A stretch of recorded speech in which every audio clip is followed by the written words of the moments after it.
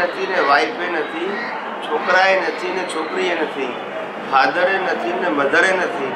આપણે એનાથી જુદા છીએ. આ બધા શરીરના રોલ છે. કેવા છે? અને શરીરના રોલ છે તે ફરજિયાત છે. કેવા છે? ઓપ્શન રૂપે ફરજિયાત. એટલે જેવો જેનો હિસાબ એવો એનો રોલ. આપણે કપાતા નથી, આપણે કપાય છે એને જાણીએ છીએ, પણ એવું માને છે કે મારી આંગળી કપાઈ ગઈ, મારો હાથ કપાઈ ગયો, મારો પગ કપાઈ ગયો. ખ્યાલ આવ્યો? પણ જાણનારનું કશું કપાતું નથી, પણ પોતે માને છે અજ્ઞાનતાથી કે મારું કપાઈ ગયું. શું છે? સમજાય છે? આપણે સંપૂર્ણ મુક્ત છીએ. કેવા છીએ? મુક્ત થવાનું નથી, છીએ. એનો ખાલી પ્રયોગ બાકી છે, અને પ્રયોગ દ્રષ્ટિ પ્રાપ્ત થયા પછી શરૂ થાય. શું છે? હસબન્ડ રોલ લગ્ન કર્યા પહેલા હોય કે પછી હોય? દ્રષ્ટિ પ્રાપ્ત થવી જોઈએ પહેલા ગોર મહારાજ પાસે, ત્યાર પછી રોલ શરૂ થાય. હસબન્ડ ની વ્યાખ્યા આવડવાથી ના શરૂ થાય, ના સમજાય. ખાલી મને વ્યાખ્યા આવડે કે હસબન્ડ એટલે આને કહેવાય એટલે રોલ શરૂ થાય, નોલેજ થી ના થાય. દ્રષ્ટિ જોઈએ. શું જોઈએ? ત્યાર પછી રોલ શરૂ થાય. એમ જ્ઞાની પુરુષ તમને તમારા સ્વરૂપનું ભાન કરાવે. શું કરાવે? સ્વરૂપ તો છે, એનું ભાન નથી. શું નથી? સમજાય છે? ભાન એટલે શું? હું કોણ છું? દાખલા તરીકે તમારું નામ કિશોરભાઈ છે. એકવાર તમારા ભાઈબાએ કીધું કે તારું નામ કિશોરભાઈ, અને તમે સ્વીકાર્યું ને, પછી તમે કોઈ ભૂલી ગયા છો? યાદ કરવું પડે છે. તો ભાન એટલે યાદ કરવું પડે નહીં અને ભૂલાય નહીં, એનું નામ ભાન. શું કીધું? યાદ કરવું પડે નહીં અને એનું નામ. એટલે અત્યારે ભાન છે, પણ એ બેભાન ના ભાન છે. શેનું ભાન છે?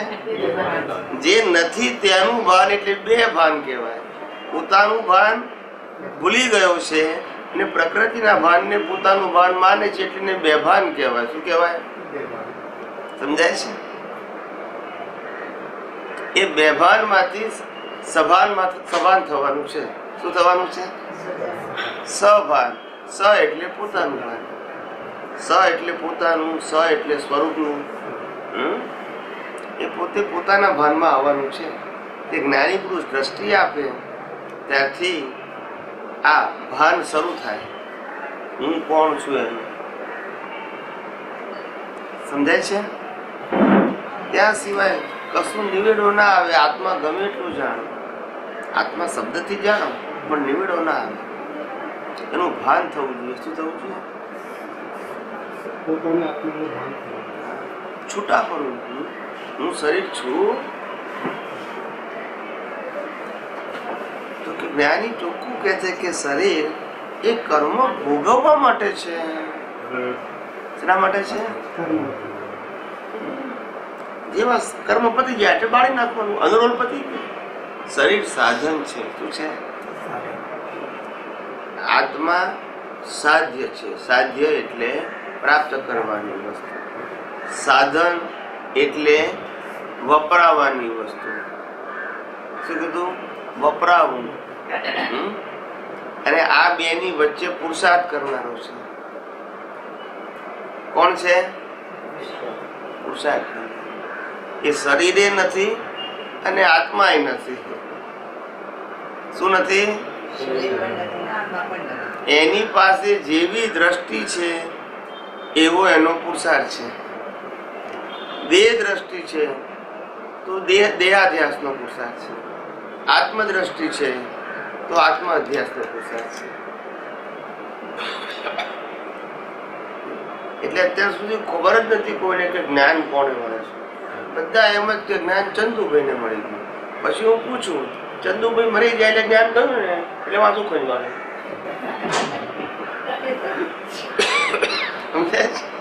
ચંદુભાઈ ને જ્ઞાન ના હોય, પ્રતિષ્ઠિત આત્માને જ્ઞાન હોય. ચંદુભાઈ અને ચંદુભાઈ ના નામની માયા તો સમર્પિત થઈ ગઈ, એમને નથી જ્ઞાન. આના માધ્યમ દ્વારા પ્રતિષ્ઠિત આત્માને જ્ઞાન થાય. એટલે આ સંસારની અંદર સાચું સુખ અનુભવવું હોય તો પોતાના સ્વરૂપનું ભાન આવશ્યક છે. આદિ વ્યાધિ ઉપાધિમાં સમાધિનો અનુભવ કરવો પડે. શેનો? તો પોતાના સ્વરૂપનું ભાન આવશ્યક છે. તમામ પ્રકારના બંધનોથી છૂટવું હોય તો પોતાના સ્વરૂપનું જ્ઞાન આવશ્યક છે.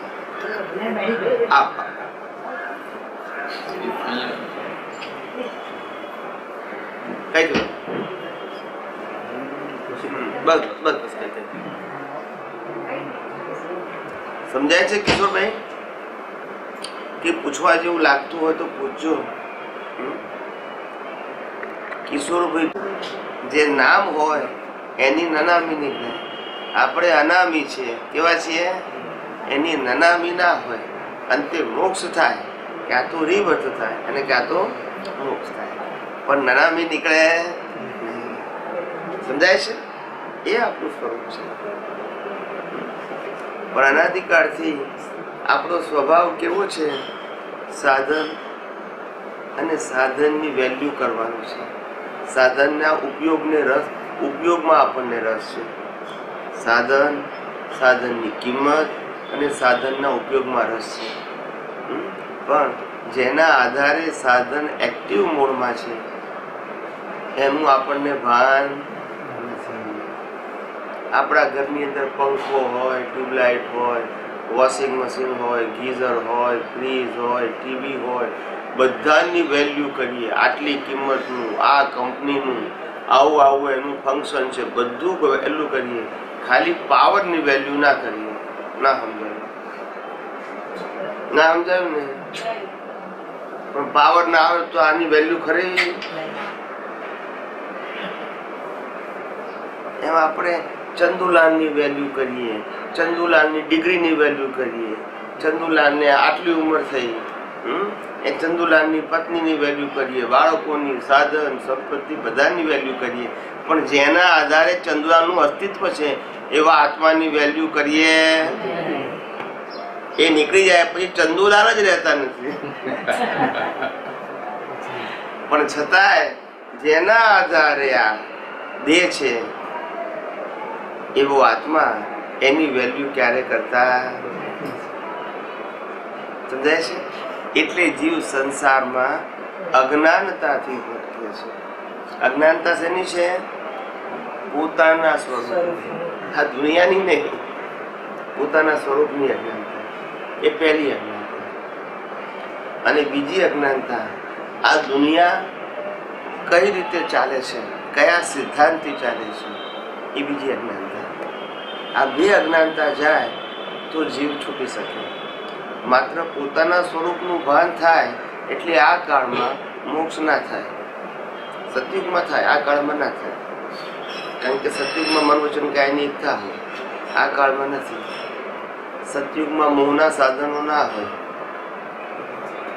શેના ના હોય? રિદ્ધિ સિદ્ધિના સાધનો હોય. અત્યારે મોહના સાધનો હોય તે મજૂરીથી પ્રાપ્ત થાય, રિદ્ધિ સિદ્ધિ વાળા મંત્રોથી પ્રાપ્ત થાય. આ મંત્ર બોલે ને પુષ્પક વિનામાં હાજર થઈ જાય. ને અત્યારે તો કેટલા રૂપિયા કમાવો, પછી કંપનીમાંથી લાવો, પાછા પાયલોટ લાવો, પેટ્રોલ પુરાવો, પાછું બગડી જાઓ, જ્યાં જાઓ ત્યાં ટેક્સ ભરો. ના સમજાય? આ બધી પુણ્ય, બધી મજૂરીની પુણ્ય કહેવાય. સત્યુગમાં બધા પુણ્યશાળી કેવા હોય સાહેબ? આ મંત્ર બોલો ને પ્લેન હાજર, પેટ્રોલની જરૂર નહીં, ડ્રાઈવરની જરૂર નહીં, અને બગડે જ નહીં. સમજાય છે? એટલે કળિયુગમાં મોહના સાધનો વધી ગયા. સતયુગની અંદર સત્વશીલ, શક્તિશાળી, સમર્થ પુરુષો હશે એવી વિદ્યાઓ હોય, સાધનો હાજર થઈ જાય. એમ જતાય રહે, જરૂર હોય તો હાજર થઈ જાય, જતા રહે. ખ્યાલ આવે? એટલે અંદરથી લોકો સમર્થ થતા હતા. આજે બહારથી સમર્થ થયા, ખલાસ થઈ ગયા. શું થઈ ગયા? જીવને ખબર નથી કે હું સાધનને ભોગવું છું કે સાધન મને ભોગવે છે, એ જ ખબર નથી. પોતે ભોગવાઈ જાય છે આખી જિંદગીમાં, છતાંય કિંમત સાધનની કરે છે. ભાઈ તું છું તો સાધન છે, તું ના હોય તો સાધન હોય, સંપત્તિ હોય, સંબંધો હોય, સત્તા હોય, કશું જ ના હોય. એ ખબર નથી પડતી. કિશોરભાઈ સમજાય છે? વચ્ચે વચ્ચે કઈ પૂછવા જેવું લાગતું હોય તો પૂછજો. આ એવું છે કે આપણે પ્રશ્નોત્તરી કરી શકાય, હા, કે આ કઈ પણ સમજાયું પૂછી નહીં. શકાય. હા? તમને આ સમજાતું ના હોય તો તે પૂછાય. તે સિવાયનો કોઈ પણ પ્રશ્ન હોય જે જિજ્ઞાસા વૃત્તિથી પૂછવો હોય એ પૂછી શકાય. અહીંયા આગળ આપણે હા રોજ સેવા પૂજા કરવા જાતે અમે કયા ભાવ લઈને જવા જોઈએ? સેવા પૂજા કરવા જઈએ ત્યારે કેવા ભાવ હોવા જોઈએ? તો કે છે કે ભગવાન તારું જે સ્વરૂપ છે, તારા જે ગુણો છે, તારો અનુભવ છે એ મને પ્રાપ્ત થાય, એટલા માટે હું તારી સેવા, સ્તવના, ભજના કે ભક્તિ કરું છું. શું કીધું? આ સંસારી ચીજોની ભીખ માંગવા માટે તું ને હું જુદા નથી. શું કીધું? હું ને હું જુદા નથી. પણ હું ને ભૂલી ગયો છું. ડરી ગયો છું. અને જે નથી તેને હું માની બેઠો છું, એનો આ માર ખાઉં છું. ના સમજાય? એકલો હતો નાની ઉંમરમાં, એ રમતો હતો, ભણતો હતો, પૈસા કમાતો હતો, મિત્રો સાથે આનંદ મજા કરતો હતો. કોઈ ટેન્શન નતું. ઘેર વહેલો જાય, મોડો જાય, આગળ અહીંયા બસો, અહીંયા બસો. કઈ કઈ જય સચ્ચિદાનંદ.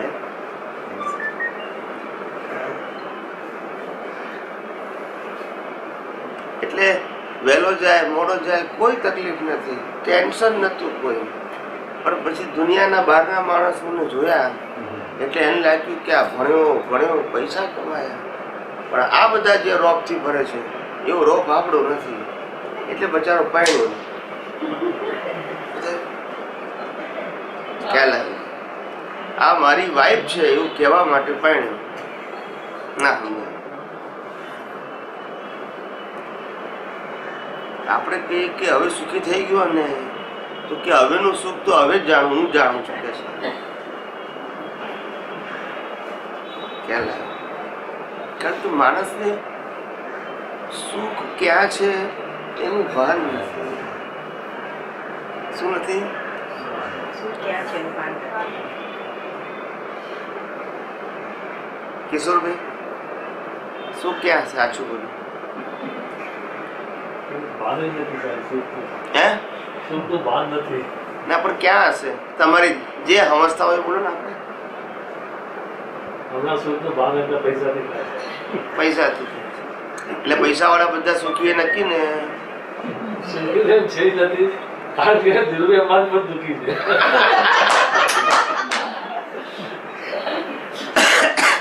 એટલે આ બધી આપણી જે સામાજિક દ્રષ્ટિ જે આધારે જે આપણી માન્યતાઓ બધી ગાઢ થઈ ગઈ, એ ગાઢ થયેલી માન્યતાઓ આજે આપણને આ સંસારમાં ભટકાઈ રહી છે. લક્ષ્મી ખોટી નથી, લક્ષ્મી નકામી નથી. લક્ષ્મી વ્યવહાર ચલાવવાનું સાધન માત્ર છે, એ સુખનું સાધન નથી. એટલે આપણને સમજાવવું જોઈએ કે કિંમત સાધનોની છે, સંપત્તિની છે, પૈસાની છે કે શ્વાસની છે? તો કે શ્વાસની કિંમત. કિશોરભાઈ કોની કિંમત? પૈસાની કિંમત વધારે કે શ્વાસની? ભૂલતા નથી.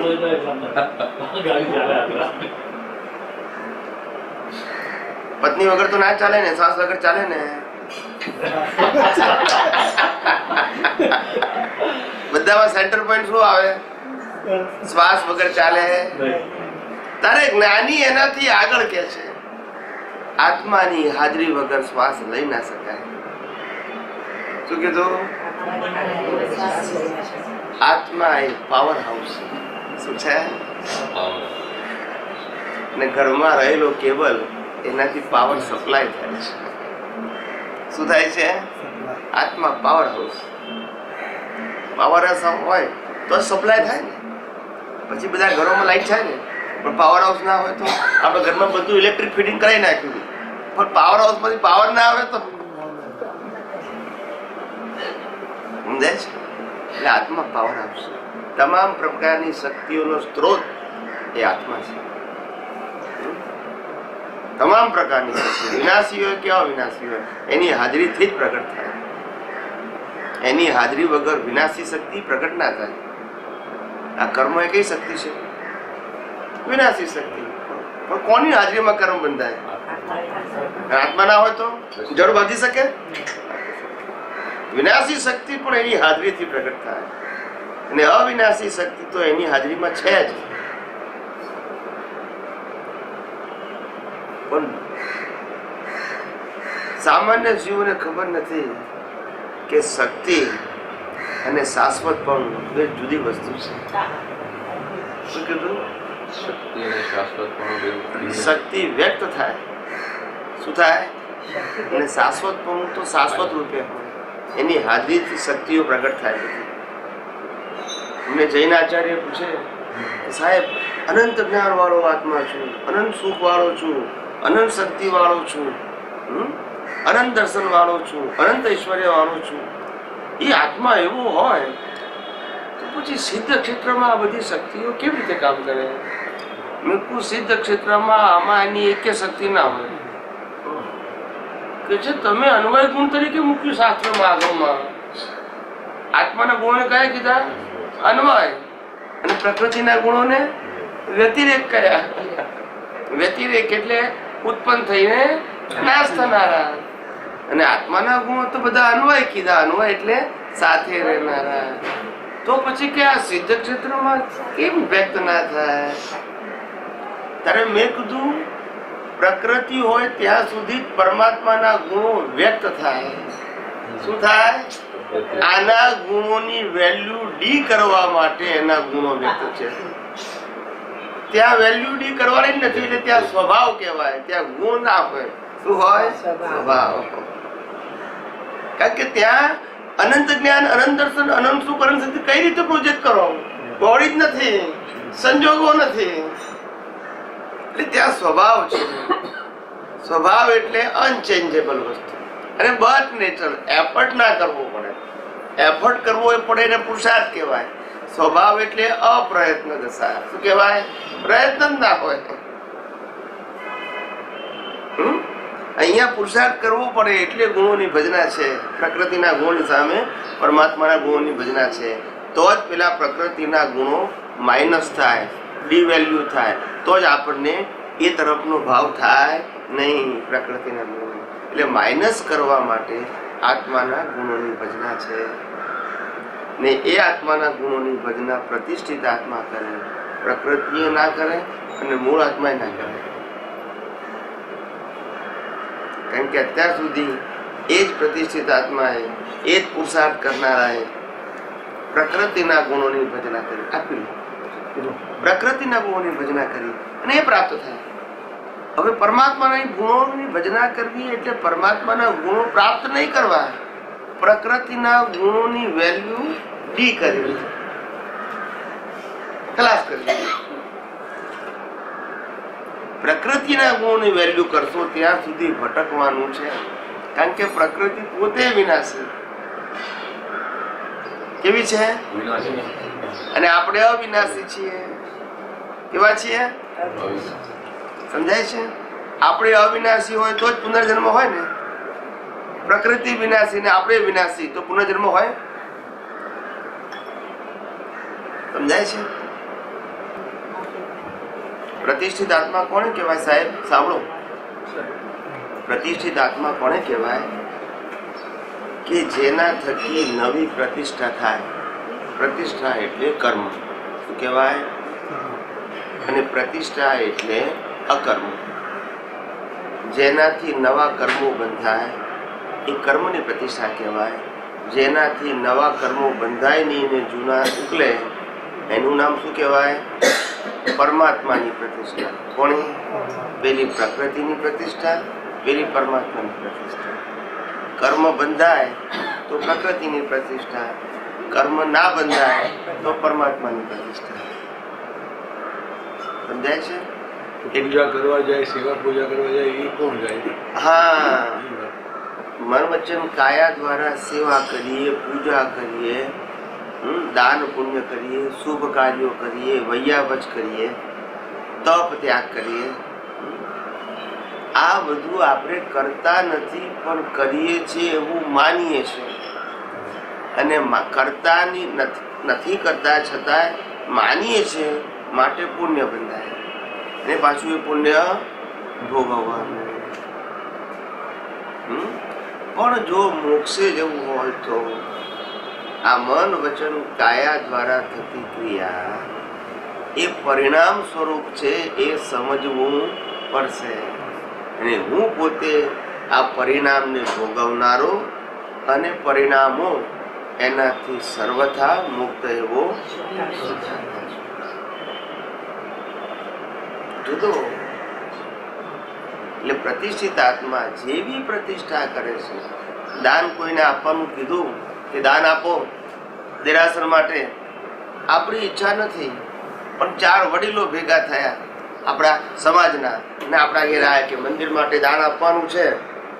કિશોરભાઈ શેઠ, કિશોરભાઈ તો ધર્મ સંકટમાં મુકાયા. સમાજના 4 વડીલો આપણા ઘેર દેરાસર માટે આવે તો ખાલી હાથે જાય? એ જૈન ધર્મના જૈનોની ખાનદાની ના કહેવાય. ફૂલ લેતો ફૂલની આપે કે નહીં? સર આપે કે નહીં? શ્રેષ્ઠીઓ આપણા ઘેર પધારે, શેઠિયાઓ આપણા ઘેર પધારે શુભ કામ માટે, તો આપણે કંઈ પણ આપીએ, ખાલી હાથે કાઢીએ? એટલે આપણે માનો ને કે આ કળિયુગની અંદર ઘસાતા ઘસાતા આપણે 25,000 રૂપિયાનો ચેક આપી દીધો દેરાસર માટે.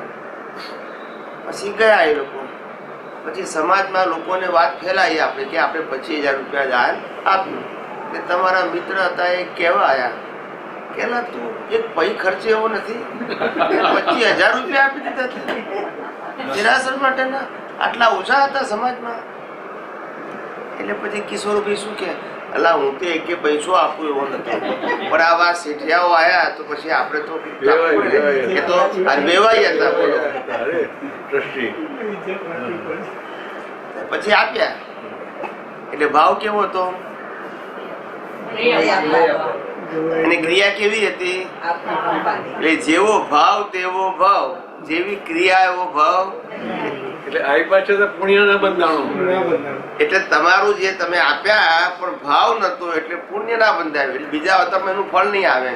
આજે વાવા થઈ જશે પણ ભાવથી આપ્યા હોય.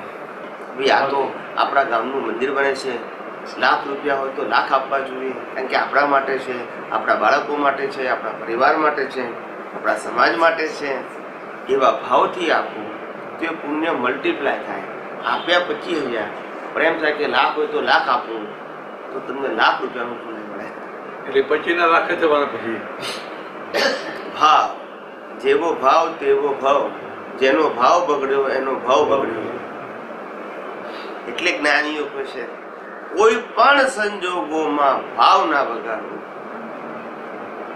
ઉદય જે હોય તે. શું કીધું? રામે રાવણ સાથે યુદ્ધ કર્યું પણ ભાવ ના બગાડ્યો. અર્જુને મહાભારતની અંદર કૌરવો સાથે યુદ્ધ કર્યું, ભાવ ના બગાડ્યો.